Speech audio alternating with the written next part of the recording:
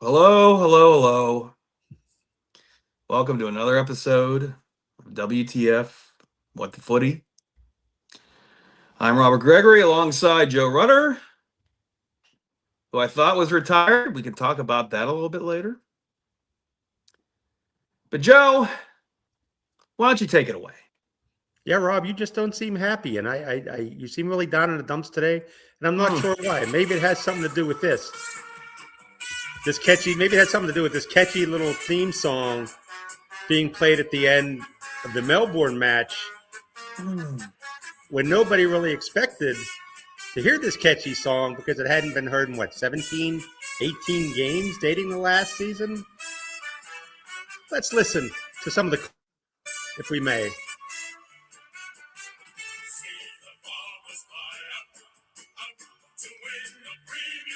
Oh, boy.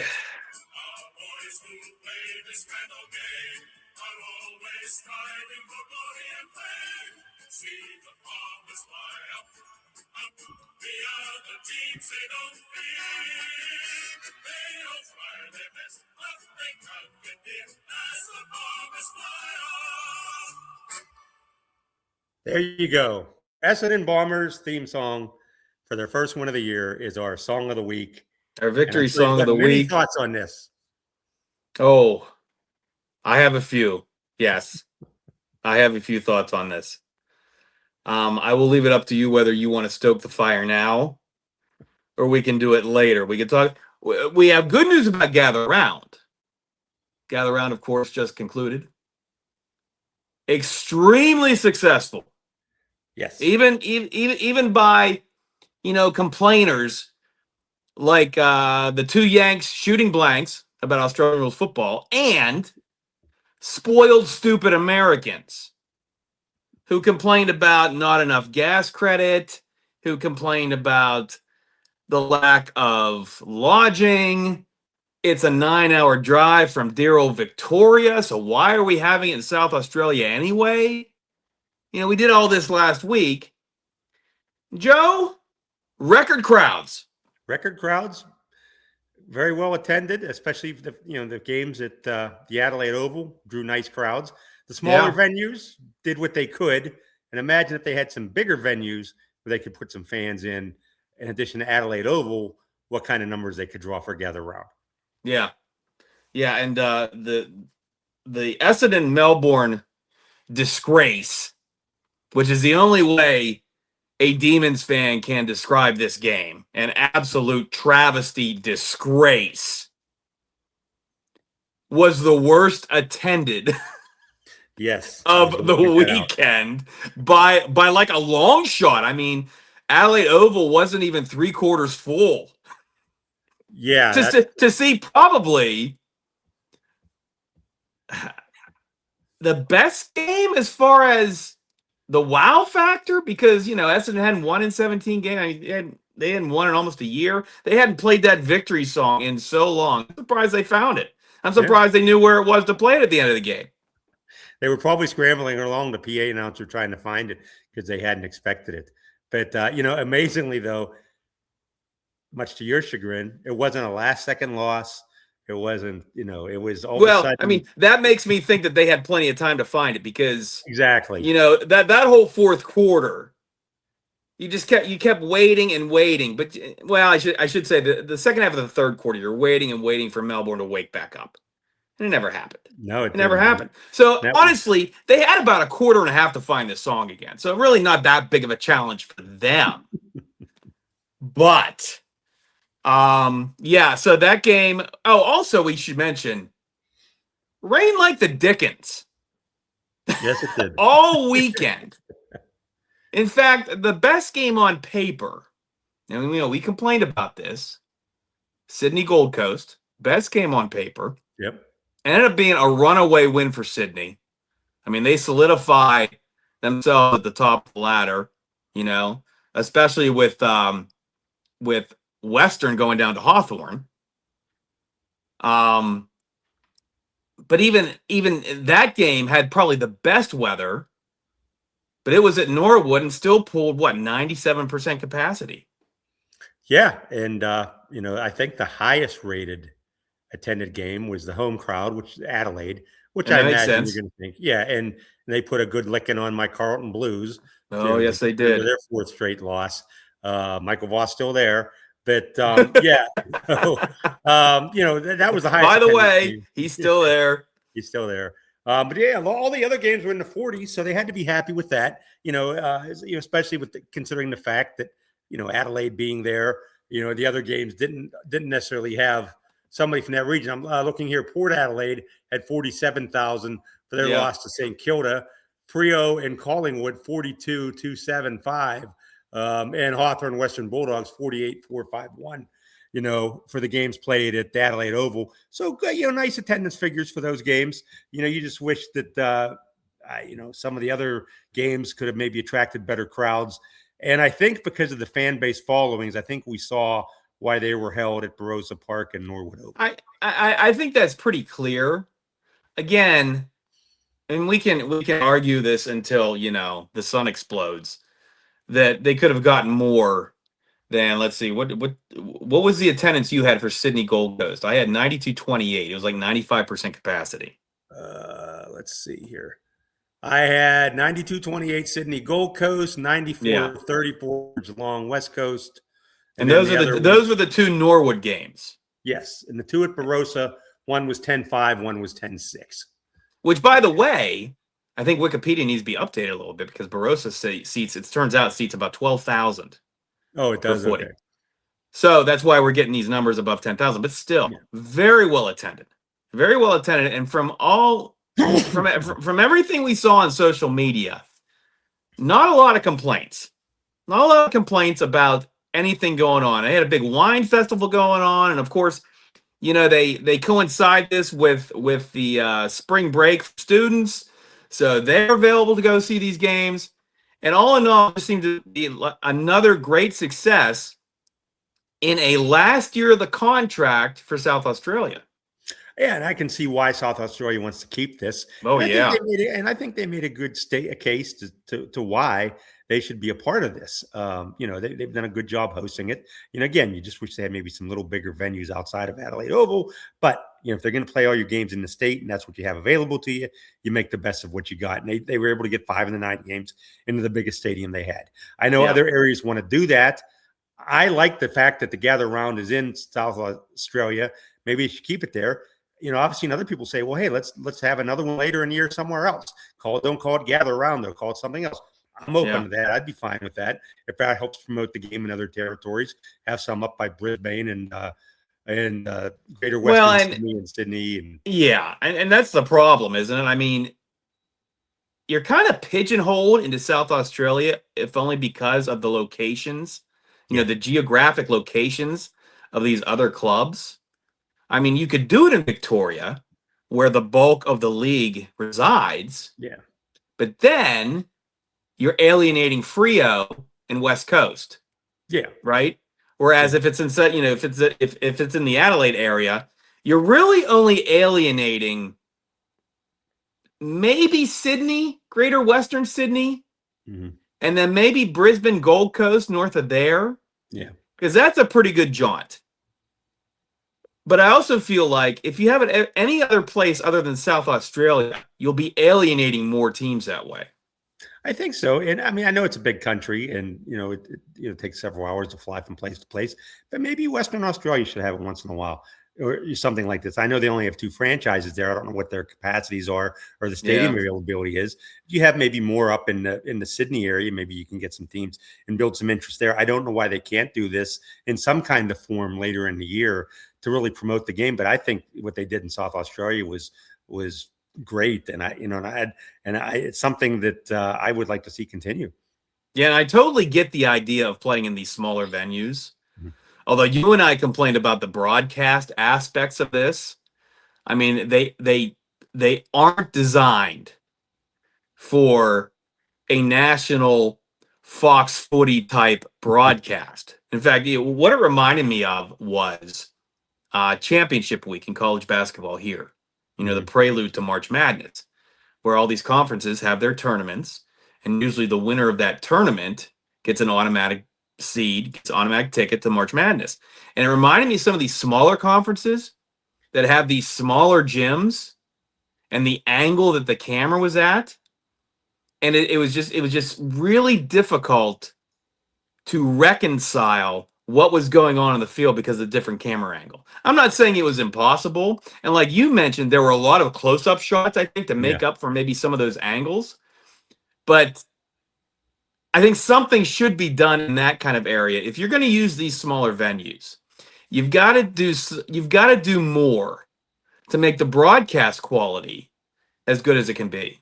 Yeah, I agree with that. I think that's something they need to look at in the future, and maybe even get in there a little earlier and figure different things out with angles, because you're so used to seeing the view from up high, kind of looking down and seeing more of the field and seeing things open up, where you get much tighter and closer, and you're not getting that at some of these smaller venues. And now, as we're starting to learn, not all ovals are created equal. And I guess apparently not. Norwood was a thinner oval, which that was interesting, and some people were talking about the challenges with that, and that's good. I mean, I like the fact that not everything is created equal. It's like a Major League Baseball park. Not all of them here are equal. Unlike football stadium, where they're all cookie cutter playing surfaces. The baseball takes into account the different angles and the walls and the heights and things like that. And so I kind of like the fact that not all ovals are the same. And the one thing you can really tell from these smaller venues, the fans are right on top of you, and you can standing there at the standing room only, pretty much looking over the players' shoulders as they were kicking the ball in bounds or the referee was throwing it in bounds. I thought that was a pretty neat aspect as well. Yeah, that was pretty cool. And I didn't really realize until I started watching these games at the smaller venues how wide of a view you get from the broadcast of a game, say at MCG, that seats 100,000 people. Place is huge. But until you see the wide views that they usually give, and like you said, you can see things start to form. When they charge across midfield, and you can see some of the passing lanes where you couldn't get any of that with the broadcasts at Norwood or Barossa Park. Yeah, you really weren't. And it's, we talked about the TV quality, and here I'm going to play a little game of not quite 6 degrees of separation, but it's a 4 degrees of separation for an experience I had. And we're going to start with the first one. Country superstar Lainey Wilson.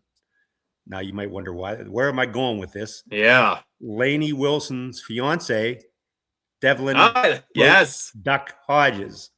And as you might remember, where did Duck Hodges make his first NFL start in his only season as an NFL quarterback?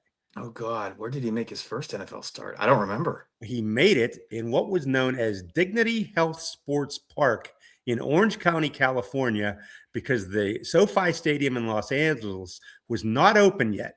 So an NFL game was played in a 27,000-seat soccer stadium. That's right. Which is I'm tying this all full circle here with this. I covered this game, and I remember I tried to catch as many looks as I could on TV, but just the smaller crowd. They only had 25,545 there. Didn't sell it out. They didn't sell it out. Yeah, didn't sell it out in a 27,000-seat stadium. Now, over half of who doesn't want to see Duck Hodges? That's right. And over half of those fans came from Pittsburgh or were waving terrible towels. Of course. It made it seem like a home game for the Steelers. Of course. And that, to me, is the closest thing I've seen to a small gather-around crowd. Yeah. Up close and in person, when it just was held in this tinier venue, and the NFL scrambling around trying to make all the amenities right, the locker rooms, and get the camera angles. And they did a good job, but it just was really, it was different than what you're seeing when you see these games played in 70 and 80,000 seat venues. Yeah. 270,018 was the final total of attendance for this year's Gather Round. And again, a new record in, kind of crappy weather. I mean, like I said, Sydney Gold Coast was probably the best, because I don't think they had any rain at all, but I think every other game had rain at least at some part of the game. There was one I saw in the afternoon. I can't remember who it was. It was one of the smaller venues. I think it was Barossa Park, and it was really sunny that day, because I remember the night before it just rained like you wouldn't believe. And I thought, oh, well, they got lucky with this one. Then I think the rain eventually did come back. But yeah, it seemed like the smaller venues weren't affected as much, and the games at the high profile Adelaide Oval were the ones that really got hampered by the rain.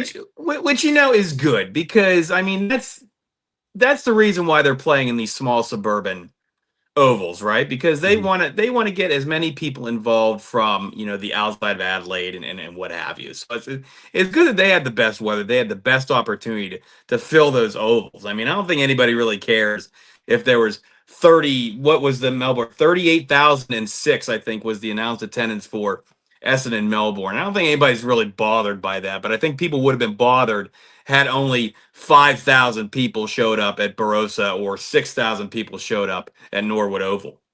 Yeah, they got the attendances close to capacity at those places, so I'm sure they have to be happy there. And as we discussed, we think we know why the matchups were there, because those are teams that probably don't travel that well with their fans, and the hardcore fans are probably going to, given a choice, go to the when there's so many games a day in the same vicinity, they're probably going to pick the team that they know better at the bigger venue. So. And we complained about that at length last week, and then I'm thinking about it today. I'm thinking, all right, smart guy, you sitting there complaining about the fact that Sydney Gold Coast, the best game on the schedule by far on paper. Okay, so which game are you going to swap out? And I started looking at the schedule and where everything was, and I'll tell you what, it was kind of difficult to find a game to swap out with that one. Know what I mean? Yeah. As far as the way the schedule laid out. Yeah, and again, you could maybe make the schedule different, but that's the way they had it set up. And from that standpoint, it did make sense. Like, again, we're just two Yanks shooting blanks about WTF, so we don't know any better. So maybe they knew what they were doing. It just was incredulous to us that the best matchup on paper wasn't held at the biggest venue, but we didn't take the travel. Yeah, in fact, it was held at the smallest venue, which that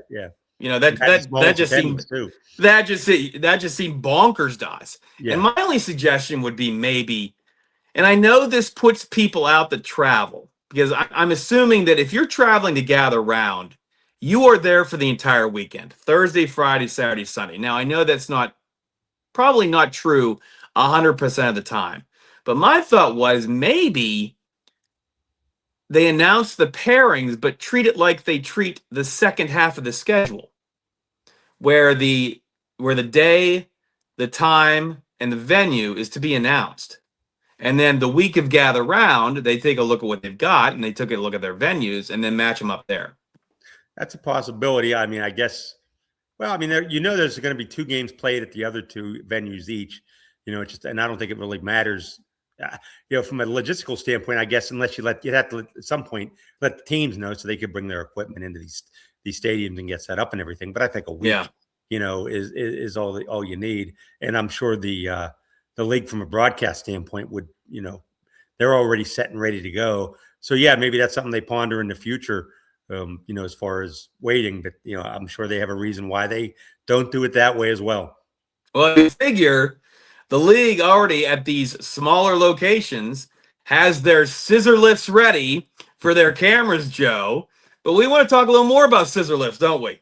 We do. I was actually going to save that for my final thought. I'll have to come up with I'm sorry. I didn't mean to do that for him. We could do that. We could totally do that. No, that's fine. We do that. Let's talk about it now. I totally forgot about the whole scissor lift thing until a fan tweeted it. I wish I could pull up his photo and his tweet making fun of. He got a shot of the scissor lift and saying whether it didn't look like it was in use, and he wondered if it was done to troll the Hawthorn players, because if you remember, they had two players that were arrested in Arizona in the offseason, climbing around playing with a scissor lift. Spent the night in jail. Dylan Moore and Connor McDonald. Yes, are the two guys that got a little tuned up in Phoenix and decided to play around on a scissor lift. Yeah, and that tweet hit perfect, by the way. It did. It was very well played. I wish we had the capacity. We'll figure it out someday on how to share that on here. Yeah, we gotta. It was very well done. But the interesting thing I really thought about that, aside from the guy's clever tweet, was the fact both of those players played a key role in beating the number one top seed on the ladder, Western, by, I think it was about 40 points. They beat them by Dylan Moore. Yeah, 104 to 64. Yeah. Yeah. 2 goals, 1 behind, 23 disposals, and a couple marks. Connor McDonald, 1 goal, 1 behind, also 23 disposals, 6 marks. So, as far as that sounds like big fantasy points over there. Well, yeah, it was funny. I looked because that seems to be how they rank things on the AFL website according to fantasy points. Yeah, Connor McDonald was 9th in fantasy points for the match. Dylan Moore was 12th in fantasy points. Now, 9 of the first 10 or 8 of the first 9 were Hawthorn players. Marcus Montempelli was the lone Western Bulldog, to no surprise, to get in there. So it was heavily loaded up top with these fantasy points. And for the season, Dylan Moore, 6 goals. And Connor McDonald, 3 goals. So, actually, those stats I gave you, I think, were for the season. For that game, no, I'm sorry. That was for the game. For the season, Connor McDonald, 3rd on the team in fantasy points. Dylan Moore, 8th in fantasy points. So they are vital members of that team. And they got their little slap on the wrist. And they came up big in the biggest game of the year for Hawthorn. And apparently they still have a court date at some point here in 2026. So at some point they'll be coming back to the States to face a judge who's probably going to say, "What the heck were you guys thinking?" Yeah, I'll say we weren't. We didn't know. we weren't. We were thinking about having another. That's what we were thinking. Yeah, maybe they can schedule that for their second half bye, or maybe they get lucky and push it back to the end of the season so they don't have to come back over here and then fly back. Which I'm sure is going to happen. Yeah. I mean, let's be honest. I mean, the offense, is not an earth shaker. Okay. They were climbing around on a scissor lift and they shouldn't have been. Okay. Yeah. And so, maybe they plead no contest, pay a fine. Right. And it goes away. Maybe they don't have to fly back here after all. Yeah. They have good judges. I'm sure they plead this down and they get their Phoenix is a beautiful place. It is. Now, did Hawthorn give them any kind of punishment, that fine, or I don't think they got suspended by Hawthorn at the beginning of the year, but I think they got fined. I think that's what happened with them. Yeah. They got fined and probably told, "Don't do that again, please," or something like that. Yes. So Western goes down. They were the top of the ladder, and I think that was a little bit of a surprise. Let me ask you, what's the bigger surprise? Western getting beat by Hawthorn by 40, or the D's completely crapping the bed? I would say, Hawthorn's a good team. We've known Hawthorn was a good team. They were surprised last year in the finals. I wasn't surprised Western lost. I was a little surprised by the amount that Western lost by, but those things happen. But for Melbourne to lose to Essendon, which had just totally looked so disheveled and just mismanaged and just a mess, a hot mess, to lose to them when Melbourne come in riding that wave of momentum, playing so well. They beat Gold Coast. Yes. They beat Gold Coast, and they beat them convincingly. Yes. And not that Carlton's any good, but they did come back from a 43-1 deficit to roll past Carlton. Yeah. Showing their mettle there, and they've had momentum, and it just leaves you scratching your head like, why? You expect them to lose to maybe like-minded teams that have a similar skill set, but it just was that was head scratching, to say the least. These guys were up 19 midway through the second quarter. Talking about Melbourne, of course. Yeah. Scores 50-44, a 6-point lead at the half. And really, at that point, Melbourne had given Essendon the best and worst thing to give them, which was confidence. Yes. So they closed it to 6 at the half. And I'm thinking to myself, other than I stayed up for this, because the game, there was what, a 12-15 start? I believe Is that what it was? Yes. It was one of 12-15, one of 1-15, or one was 11-15. Yeah, because I was watching the game before that, flipping back and forth. Yeah, that was North Melbourne, right? That's right. Yeah. That was North Melbourne, Brisbane. Yes. And Brisbane looks like Brisbane looks like they are kind of back to where people thought they would be. Anyway, 50-44 halftime. I'm thinking to myself, okay, this is good for Melbourne. We need to stop any kind of momentum. that the Bombers, who had lost 17 in a row, stop any kind of momentum they had. Do you think that happened? No, it did not happen. Melbourne finished with 68 points. The Bombers scored 69 in the second half. That was just as stunning. You figured the halftime would be used to blunt that momentum, and instead it just can set a tidal wave up for Essendon to just roll through that second half. A team that hadn't won, and it makes you wonder. I mean, Richmond's now the only winless team. Do we really got a good idea yet on the bottom half of this ladder? Because it seems like teams that you're thinking aren't any good are pulling out these wins. I'm reminded that I feel like we're still early in the season. But frankly, after this week's games, we're at the quarter pole already. Yeah. So I would think we should know at this point what these teams have. And as far as Melbourne goes, I think I have to be satisfied that this is what happens to teams in transition. Yeah. Is that you're going to have roller coasters. You're going to have your peaks. You're going to have your valleys. Now, should your valley include helping a team break a 17-game losing streak? Probably not. Was there no Max Gawn speech anywhere like he gave at halftime of the Carlton match? Sure didn't seem like it. No. So where the D's go from here is going to be interesting. They have Brisbane this week. And like we said, Brisbane has kind of found their sea legs. In fact, if you look at the top of the ladder, Sydney, Freo, Hawthorn, Western, Gold Coast, Brisbane, that's the top 6. Yep. Most of those are teams that you expected to be there. I would say now, we so. Oh, go ahead. I was going to just say in Brisbane, watching them as closely as I have for the last few weeks, like you said, they found their sea legs.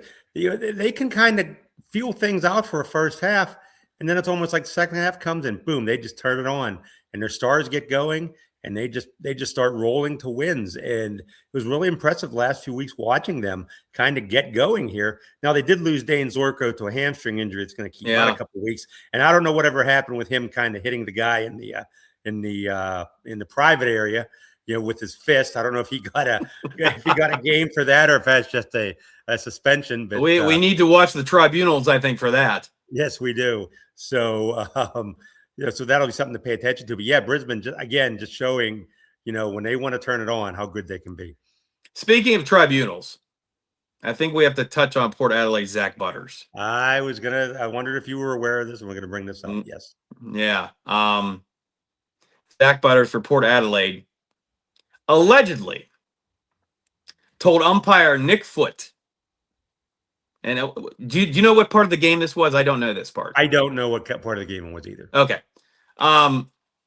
Allegedly told umpire Nick Foote, how much are they paying you?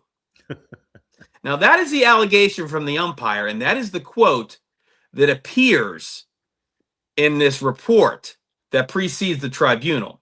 Of course, Zach Butters, Port Adelaide, thinks this is crazy pants. Yeah. They have no idea where the umpire is getting this. In fact, Zach tried to approach the umpire after the game to kind of clear the air, and the umpire would not talk to him. Yeah, he didn't want any part of it. And it really wasn't known what was said until this report was released, I think, this morning. And they have video footage because the referees are mic'd up. And from the footage that I've seen, you can maybe hear the word paid, but that's it. You don't hear really anything else. He didn't say a full sentence like, how much are they paying you? That definitely didn't come out of his mouth. And then they also showed later on, where I think it was the same official, called him for hanging on to the opponent's jumper, and he was nowhere near the guy that I could see. It seemed like it was a totally bogus call. And it made you wonder if after that first thing, if the referee official was looking to get him for what was said. Now they did award 50 meters, off of what it was allegedly said. But again, I didn't see anything on there that led me to believe, that he made that accusation. Yeah, and the report says that the umpire's microphone did not pick up any of this. I don't know if you can call it an exchange or not. I mean, it seems one-sided to be an exchange, but apparently the microphone did not pick up what Zach Butters allegedly said. And so the tribunal will be probably later tonight, our time, to find out what his penalty is going to be. Did you see in that story the precedents with No, I did not. let's see if I can find it here. Carlton's Dale Thomas back in 2019. He called a referee an effing cheat, which I don't know. That seems worse than what Zach Butters is accused of saying. Yeah. And all he got was a $7,500 fine. Well, then to me, I mean, if that phrase is in question with Zach Butters, yeah, and it's a he said, she said, because it didn't get picked up on the umpire's microphone, which I kind of find hard to believe, because I know, we watch these games and you can hear incidental everything all over the place. Yes. So the fact that this did not get picked up on his microphone, I think is kind of telling. Anyway, all this seems to suggest that even $7,500 would be kind of steep. Yeah, I would think maybe it's closer to $5 if he gets anything at all. Maybe the tribunal says otherwise and he doesn't get anything. I'll be curious to see how this plays out. But I think AFL would be wise to keep them apart and not have Nick Foote do any more Port Adelaide games this year. And Zach Butters is one of the premier players on that team. Yeah. So, and who also has a history of getting in scrapes. I think it numbers in the 20s, the number of times that he's been brought up as far as in front of tribunals and what have you. So it's not like he's a stranger to these kinds of situations, but it sure doesn't seem like, the mustard is there to fine him or suspend him. Yeah, it seems like his reputation is getting him more in trouble than what he did. Kind of like maybe he's Port Adelaide's version of Toby Green, guy who can't stay out of its own way and seems to end up in trouble a lot. But it's funny. It seems like as we get into this deeper and deeper, every team seems to have one guy like that. Yeah, Zorko's kind of that guy for Brisbane. The one troublemaker. Of course, Melbourne got rid of theirs. Stephen May is what, playing for a lower league team now. Yeah, I feel like he was their troublemaker. Yeah, he was. They got him. He's playing for beer money now. They kind of gave him the boot after the incident he had last or 2 Decembers ago, I guess it was now. Which playing for beer money, that's saying something, because in Australia they'll just give you the beer for free. That's right. So that's how big of a hole he's in. Yeah. Let's see. So Adelaide beat Carlton. Freo wins. Brisbane wins. Essendon, of course. Sydney Gold Coast really wasn't a game. No, it wasn't. Sydney was in control the whole time. After seeing the replay, the final score, I DVR'd it, but I didn't watch it because it just didn't seem like it was worth watching because it was such a blowout. Yeah, it was. I think Gold Coast early in the third quarter, third term, pulled within maybe 2 scores, and then Sydney just kind of shoved them away. Hawthorn beating Western, of course. West Coast. What do we say about the Eagles? So they get blown out again. Yeah, they're good. This time Geelong. Going back to earth. Yeah. I don't know. What do you say about these guys now?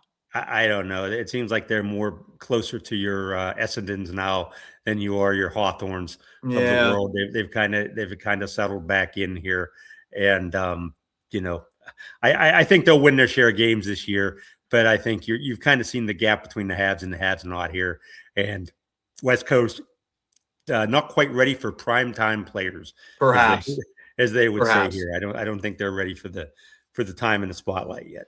And we got to keep in mind, I mean, that one fact that was pointed out during the post-game presser after Sydney, where they had 10 of the youngest players on the field. That, to me, I think that's going to speak volumes the rest of the year. And if they they're just going to lost take one of their lumps, you know what? Do it now. Do it now. And they just lost. I saw one of their players for the year. I think it was an Achilles maybe or an ACL. I think it's an ACL. Yeah. ACL. So that's going to hurt them. I don't know if he was part of that young core or more of a veteran type of player, but yeah, that's going to hurt them as well. And just to double back real quick, I don't know if you saw many of the highlights of the Collingwood Fremantle game, but that was played in the slog. Yeah. That was a very low scoring game that Fremantle pulled out at the end. So I don't know if we got to gauge really on the validity of either of those two teams, both good teams, but well, at least Fremantle is. Collingwood not quite sure about, but Collingwood has to win it in the rain and kind of let it slip away at the end. Yeah, that was probably the one that I think I used the word slog. I think AFL used the word slog. Yeah. That was just your basic slog game, and I believe that was the game that the ABC radio guys were kind of trolling the first quarter, saying that this is not the quality of play that you should expect from an Australian Rules Football League team. 45-39 was the final of that. I mean, that's a first quarter score in some of these games. Some teams have those kind of first quarters, some of those matches. But yeah, that just shows you how nobody was able to advance the ball or get it in any good scoring thoughts there. Yeah. One last thing about the Eagles. So they've got 2 wins, but their percentage is 64.3. Which just tells you how they have had it handed to them in their losses. Yes. And they're sitting right ahead of Carlton. Go Blues, which had Essendon popped another one in, would have jumped them on the ladder, I think, but Essendon didn't. So they're now 0.6 in the percentage points away. Yeah. So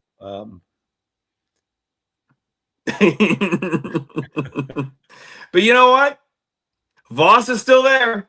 He is still there. We'll see what happens after Thursday when they play Collingwood again. I was just going to say, they got another Thursday game. Yep, a Thursday game. This is a big grudge match game against their big rival Collingwood. Yeah. I think they'll be up for this one. Now, they don't play till Saturday the following week, so maybe they lose. Yeah, we were talking about this, right? As far as timing goes. They make a coaching move then.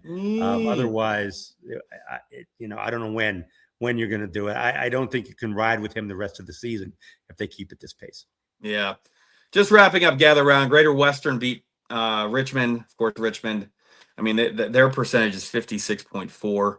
Yeah. Now the only winless team in the league. 131-75 was that one. And then Port got the last game, and they lose to St. Kilda 81-67. And I feel like that was one of those games that St. Kilda, boy, if they don't win that game. Yeah. I mean, that's a team they need to beat because they're supposedly this team that's coming up, spent all that money trying to make a stand here and a statement. And they don't win that game, then they've got problems. Yeah, yeah. So what do we think? Does South Australia keep this thing? I would hope they got a good thing going. Yeah. Right? They do. And it seems like it's grown in popularity over 4 years. Why not continue it? I saw some tweets that said that they would have to watch for fatigue. I'm going to say gather around wearing out its welcome. Obviously, they're not there yet if they have record crowds. They're having it early enough in the year, and they're having it on a good weekend. And other than the rain, I mean, it seems like it's a good part of the schedule to have this. I don't know if you want to have it in the second half of the schedule or later in the summer here, which I guess is the winter over there. Yeah. I think it's a good time. I guess driving conditions were decent, so it seems to me like why not put it in that spot. I like it there. Is there a parallel to make with the way the NFL has handled the draft? They had it Radio City Music Hall all that time, and then COVID happened, and now they're spreading it out. Could be. I mean, they did that, before COVID, though. But yeah, they have spread the draft. Oh, okay. Out. Yeah. Yeah, they have to spread the draft out, and we'll be here. Was that a fatigue thing, you think, or? I think they had been wanting to try to do that to build more fan interest. I think they knew if they took it on the road, they could get more fans to come in and it can grow in popularity. Now, maybe that's something the AFL wants to try to do. But again, Victoria has so many teams there anyhow. Yeah, 10 teams. Yeah, I don't know, to bring it seems like they have enough of the home games anyhow to bring all of those other teams in there. I mean, maybe they have bigger attendances, and maybe for I don't know how the revenue sharing is based there, but if that's nice money for the teams coming in to play in the smaller venues and don't have the traveling fan bases, maybe that's one reason to do it. But if you're trying to grow the sport outside of that hub, I think you've got to look at keeping it in South Australia, or you go to the other regions. Go up to where Sydney is, or go out to Western. I don't think you're going to put it in Tasmania anytime soon. Not until they get that 1.13 billion dollar stadium built. But, for the record, you brought it up this time, not me. That's right. And hey, the rain wouldn't have been an issue. They have that roof. The roof is scheduled, so that translucent roof. The translucent roof. That cost. Was it 1.13 or 1.19 billion? I thought it was 3. I thought it was. Well, the cantankerous part of me wants to say 1.19. Well, and translucent roof. I'm just saying. Sure I bring up the NFL draft, of course, because we here in Pittsburgh are hosting it this year, and it's 10 days away now. Yeah, it's coming up quickly. And they've already started the traffic closures in and around downtown and the North Shore, as it's called, where Acrisure Stadium is. They've got the big stage built and all that kind of stuff. And we're going to see what kind of pilgrimage it is. They had stories last week, just as an aside, they had stories last week where hotel rooms in this area within now the stats, they did say the stats were from April 1st. So that's a good, 3.5 weeks before the event. Yeah. But hotel rooms were only filled about 60% capacity, and people seem to be freaking out about that. And I thought to myself, I don't know. There are a lot of last minute people in this world, and I'm pretty sure a lot of them like football too. So yeah, I don't think they'll wouldn't worry about the lodging situation. Yeah, and maybe people are coming in and staying at Airbnbs or have friends and things like that. Maybe people are just making day trips of it to come in too as well. Because I mean, you can draw from Buffalo, Cincinnati, Cleveland, Baltimore, Philadelphia, DC, those markets there, even Indy. So I don't think that's going to be as big of an issue. They're still going to get their fans. It's going to be a big event. For us to live here and have to get in that area, driving might be an issue. So I plan on taking public transportation. Well, I think that's a smart move. And just to tie it back into footy, I read that one complaint about lodging, but honestly, I didn't see anything on the socials about problems with lodging. I didn't see anything with problems with transportation and getting places for this festival. Like I said, there was a wine festival going on, and it just seemed like overwhelmingly an absolute success for South Australia. Yeah. I mean, I can't see them not having it for another 4 years, to be honest with you. The only thing I saw was just maybe some grumbling from the media types, which our opinion shouldn't matter. That it's about the fans and what they want to like. Which you are wont to do. Yes. Media people griping? Oh, no. No, that never happens. What are you talking about? So, yeah, I see no reason why it shouldn't be back there. Yeah, you can mess with a good thing, but I don't think they've established it enough where you're going to get overkill. Give it another year or two there, see what you got. And again, I don't see why there's no reason, especially when they add a 19th team, if you can't move and maybe have some kind of system. Maybe you play it where you split it up 1 year, have half of them go to Western Australia, half of them go up to Sydney. That way you're kind of breaking it up and letting them have their 2 mini festivals. Yeah. Although I would think they would want to keep gather round together. Yeah. As it were. Yeah. Especially since it seems like it's working really well. But you make a good point that they're going to have an odd number of teams here in a couple of years. Mm-hmm. And it's not like you can leave a team out for something like this. I haven't thought about it, but I can't imagine the solution to that's easy. I can't imagine it is either. And the one parallel that just came to me right now is we were all excited. We were talking 10, 15 years ago or so when the NHL started playing the Winter Classic outdoors, and that was the one game on the calendar. It was a big deal. Came here to Pittsburgh one year. Then the NHL started playing more games outdoors, a couple a year, kind of watered it down a little bit. Wasn't kind of the same thing. So maybe you don't expand gather around to other venues or have it other weeks on the calendar. Maybe that's too much of a good thing. Maybe you do want to kind of keep it solidified to that one venue for the year. But, the AFL has put a lot of marketing into this. They still have their own tab on the website exclusively devoted to the gather round. So they're really trying to promote this. And now, that's over in the rearview mirror, and we got to, look forward to the second quarter of this season, so to speak. Yeah, the only other thing I will say about gather round is I went 4-5 on my picks, and my bankroll is looking slim indeed right now. I went 1-2. I only lost, I think, $5. So I guess I'll take it. Good for you, Joe. I'm not brave enough to bet all 9 games. I know, big spender me complaining, right? Yeah.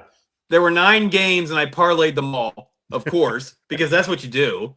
Yeah. You want to see what kind of odds you get, right? Exactly. $1 into 276. That sounds like a good deal until you lose 5 of the games. And maybe it's not such a good deal. Let's talk about this week's games coming up, round 6. Yes. Like I said, after this week's games, this is the quarter poll. Mm-hmm. And we should know, barring injuries, of course, we should know who we're dealing with, right? Like I said, we look at that top of the ladder, not a lot of surprises there. Sydney, Frio, Hawthorn, Western, Gold Coast, Brisbane. Mm-hmm. I mean, given what we saw at the end of last year and what we saw at the end of this year, I mean, that's pretty much a solid top 6. Yep. But I think you're right. After the top 6, anything goes, especially when you got teams like Melbourne losing to Essendon. Anything's going to go, right? There we go. You back? No. Oh, did you lose me? Yes, I lost you. Oh, sorry. I was just saying the top 6 is pretty solid, but then after that,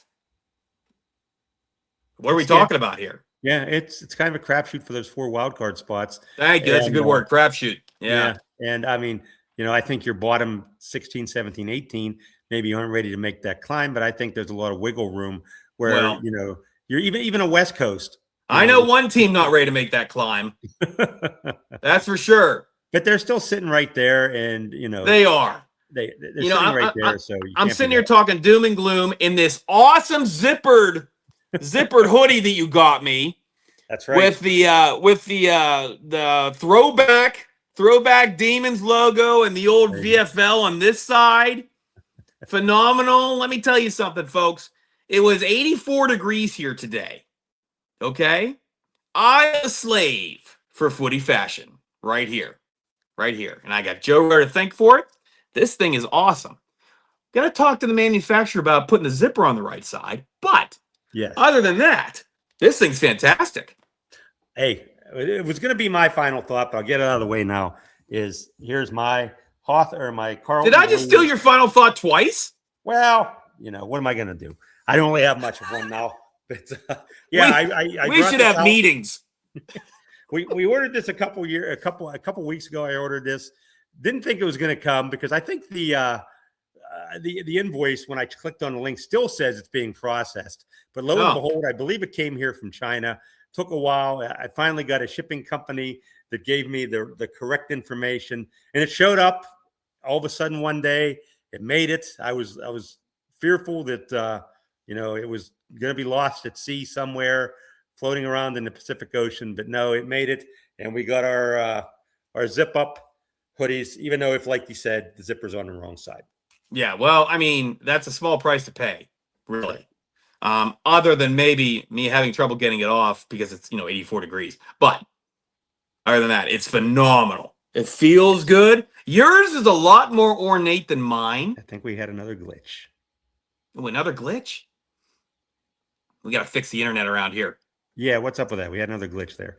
So yours is a lot more ornate than mine is. Oh, mine's very busy. Yes, just ask your wife how busy this thing is. She'll be happy to tell you. Yes, in fact, I'm gonna kind of take it off because, as you said, it is in the 80s here, and it's we were warm. Wearing it for show, and I didn't expect it's it to be warm for 45 minutes of wearing this thing. But no, it is very, as you can see, Very, I'm very only busy. I'm Very nice. yeah, that's gorgeous though. The That's cone with the fantastic. logo. I love it. I'm going to be so upset if I ever get it dirty. I think I'm only going to wear this for special occasions because I don't want to wear this thing in everyday use to get it all cluttered up. Now I'm gonna keep mine on because I'm wearing rags underneath from cutting up a tree before we got on the air. So just so you know, right? There you go. Carlton Collingwood kicks it off this week. Carlton, a 14.5-point dog. Does that track? That tracks. I'm surprised probably it's not a little more. Friday, Geelong and Western. Geelong is a 9.5-point favorite. See, do you think that Western's loss pushed all the believers off that bandwagon? I don't think so. And Geelong's been kind of spotty. They had some bad losses early in the year. And, boy, that's a tough one. To me, Western, I still think is one of the better teams up there. I They maybe too. just had an off week. I'd be tempted to take the points in that one. Okay. Sydney Greater Western in the Sydney Derby this week. The Swans, 24.5-point favorites.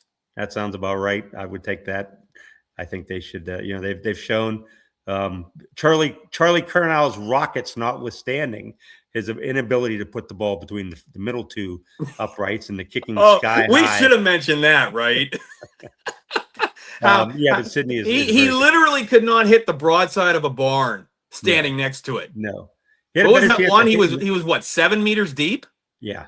And he missed everything? He had a better chance of hitting the moon, which he almost did with some of these high kicks. Gold Coast, a 45.5-point favorite over our new favorite team and our victory song of the week, the Essendon Bombers.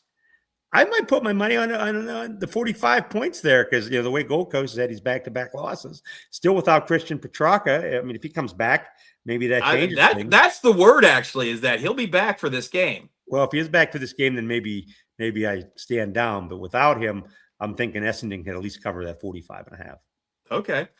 Hawthorn, a 41.5-point favorite over Port Adelaide on Saturday.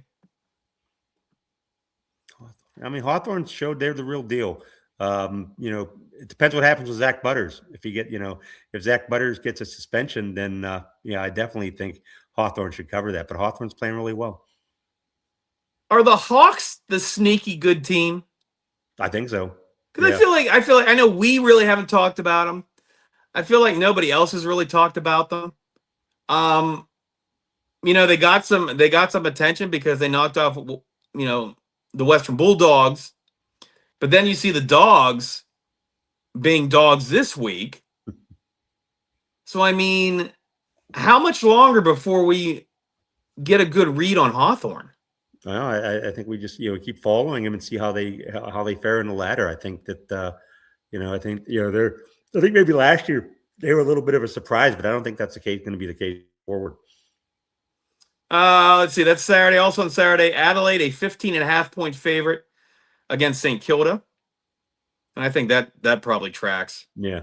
North of Melbourne is a 24.5-point favorite over Richmond. Ooh. I think it's telling that it's only 24.5. Yeah. North Melbourne's another one of those teams, below the top 6, even maybe. Let's see, where are they on the ladder? They're still at 7th. Yeah. So below the top 6, you just don't know what the next 4 are going to be, and you have no idea what the 8 are after that. Yeah, it's Richmond is for as bad as Richmond is. North has a lot of flaws, and that's a tough one to pick. The D's are 20.5-point dogs at home against Brisbane. I don't think that's nearly enough after what I saw in the second half last week. I would say the same thing. Brisbane should cover that. So how important do you think is this game this week for Melbourne against Brisbane? I would think it's important to play well. I don't expect them to win. If they win, that's great. But I think it's important for them to play well, to stay in this thing, to kind of show that they are maybe that next tier down from those elite teams. I think what we saw last week, Melbourne certainly hasn't shown they're ready to take that step to be in the upper echelon. But I think if they can hold their own for 3.5 quarters, or lose by a goal or two, I think that bodes well for them and what they're trying to accomplish. I mean, you're never going to give back a victory, Yeah. but it just seems like what happened against Gold Coast was fool's gold after seeing what happened this past weekend. Mm-hmm. I don't know. Like I said, I think you have to expect this from teams in transition, which Melbourne certainly is. And maybe, Stephen King has a lot more work cut out for him than he thought. I mean, he got to get these guys to play consistently. And he can't be dependent on a Max Gone screaming speech every time these guys aren't playing up to their potential. Yeah, and it's surprising because they've got some young, good players in the pickets. Yeah. And I was surprised as anybody to see that happen. West Coast at home, a 42.5-point dog. Oh, this is the Western Derby, actually. West Coast and Frio this week. Okay. So yeah, that's probably about right. That injury makes a big difference. Yeah. And West Coast they just seem like they need a break right now. Yeah. And they're not going to get it against a team that's 4-1. Right behind, right there in that grouping with Sydney, Hawthorn, and the Western Bulldogs. Yeah. So I'd really actually kind of want. I got to look up their schedule for the next month or so, and just to see if they're getting any Essendon, Richmond, any of that kind of stuff, because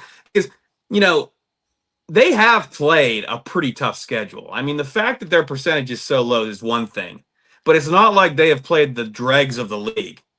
I mean, they've played Sydney, they've played Gold Coast, and they've gotten it handed to them, but they have played those teams. Yes, and they've got a couple wins, and they haven't played Carlton yet, so they can. Oh, I think you mentioned that last week too, didn't you? Yeah. I think is that the same for every team? Well, they haven't played Carlton yet. That's right. You know what? Yeah. I can start using that too. You know what? They haven't played Melbourne yet. Wait till they play Melbourne. Do they want to rest? Melbourne will take about 3.5 quarters off. Yes.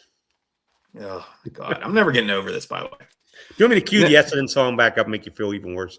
Oh my God, I will say this: compared to some of the victory songs out there, it's decent.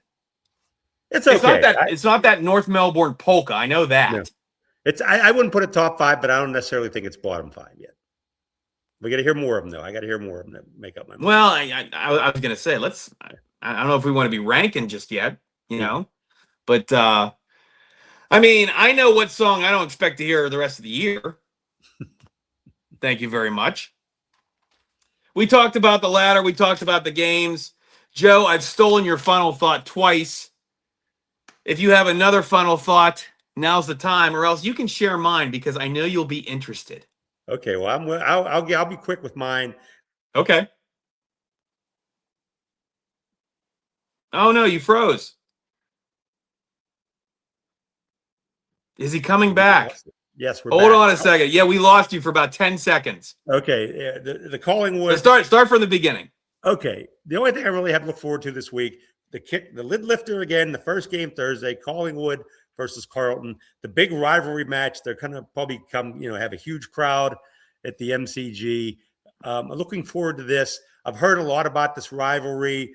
Didn't get into it too much last year because I was a late comer to this again, getting back into this. I'm curious to see how this is handled, what the machinations of this are, the little inner workings of this rivalry. So that'll kind of something I'll be able to watch for this week. Not expecting a win, but I want to learn more about this rivalry as it goes forward.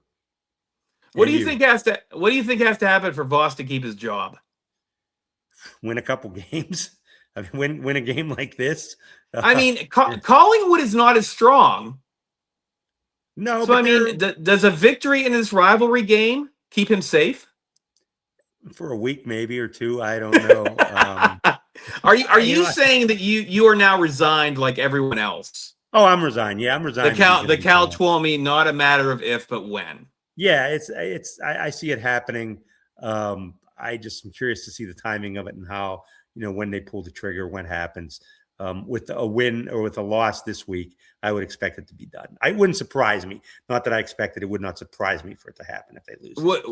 Would a loss to the Magpies be a convenient excuse, you think?